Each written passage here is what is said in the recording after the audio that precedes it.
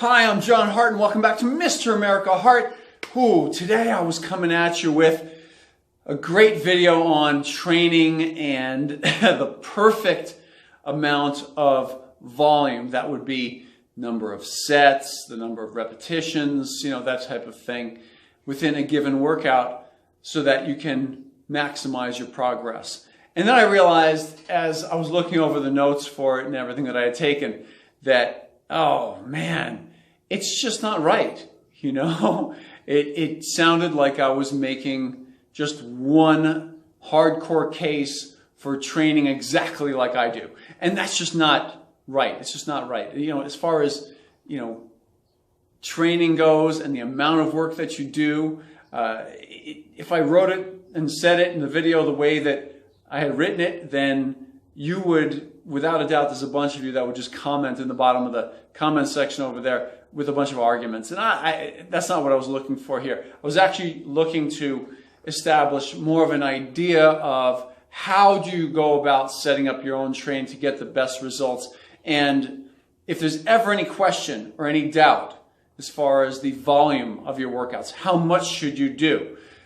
Default on doing less. Less volume is better. Okay? Notice I'm not saying just one set. Notice I'm not just saying, oh, just do 2 sets instead of 5 or 10 total per body part. I'm not saying that. I'm saying less and training harder will benefit better than doing more and training with less intensity. So this is inarguable. Down the line, you would find that doing more work with less intensity would be similar to a marathon runner compared to a sprinter, and the marathon runner wants to have as much muscle as the sprinter. It's virtually impossible. It won't happen because they train in 2 completely different ways.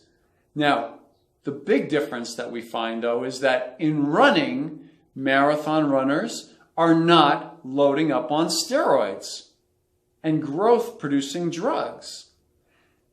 Sprinters, well, debatable. We don't know. Maybe, maybe not. But the marathon runners know, for the benefit of their sport, not to get too heavy or put on too much muscle. And their bodies shape themselves to the activity that they're giving them. So we can for sure say the marathon runners are likely to be natural. Let's just stick with that. Likely to be natural. Because they want to be lighter and they want high endurance. So it's likely that the runners, follow me on this, are not going to be using growth-producing drugs like bodybuilders would. Compare them to their own counterparts in their own endeavor. Not the exact same sport, but their own endeavor. The sprinters. The sprinters do short, explosive work, and they do it very intensely. It's the exact opposite of the marathon runners. And the sprinters, all of them, look much different than all of the marathon runners. All of the sprinters look more muscular, harder, and they look more capable of actually doing heavier work than the marathon runners. Now, I think that's pretty much understood, right? That no one's going to argue that. Most sprinters, almost all sprinters, look like they have more muscle than do marathon runners. Simple. We can assume most marathon runners are not using anything. Maybe there's some sprinters using some drugs to get more explosive and more lean muscle mass on their body. But that does not explain why all of them have more muscle and look like they carry more muscle than do their marathon counterparts. Okay? So you get my point, right? It's definitely the training, putting more muscle on them. It's definitely the training. Now, how much more muscle? Maybe there's chemicals involved. Now, let's go to our bodybuilding counterparts. Into the bodybuilding world, we have higher intensity, low volume people training over here, and then we have high volume, lower intensity people training over here. That's a fact, by the way. Don't get insulted by that. Don't get offended by that. But higher volume, it's inarguable. You can't argue that. Will require less intensity. If I said to you, you're going to do 10 sets of a body part over here, or let's say 20. Let's be typical. 20 sets of chest work over here. Even better.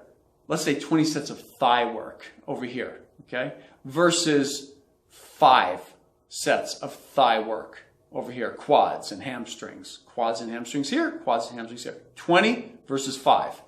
And I told you, go all out in both cases. I guarantee you, knowing that you're going to do 20 on this side, you will hold back. Over here, knowing you're only going to go for 5, you'll blast through it. You'll blast through it with much more intensity, knowing it's going to be over with in no time. You're not going to get a second chance, third chance, fifth chance, eighth chance, doing a whole bunch of extra sets. So when you hit it that much harder, you're sending a signal very intense to your body that you need it to have muscle to accommodate this very intense stimulus, and for short bouts, and generally you're going to be lifting a little bit heavier weight. So lifting heavier weight than you would in this high volume approach.